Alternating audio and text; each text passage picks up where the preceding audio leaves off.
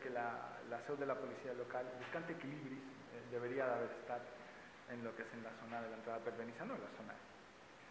Evidentment no s'han posat d'acord el Partit Popular i Compromís, però tenien que deberia d'estar en el Pla de l'Arc i el més a prop possible de la Guàrdia Civil, i al final, per els recursos que n'hi ha, que també és una dotació limitada de 700.000 euros, hem optat per rehabilitar l'actual ubicació. La ciutat de la justícia,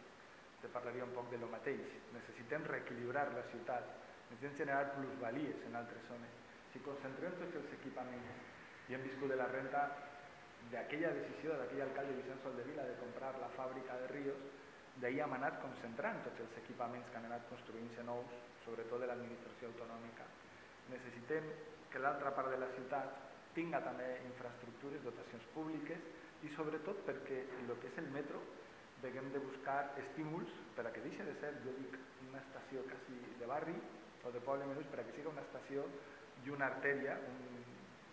una infraestructura de comunicació de capitalitat. Entonces jo preferiria fer la ciutat de la justícia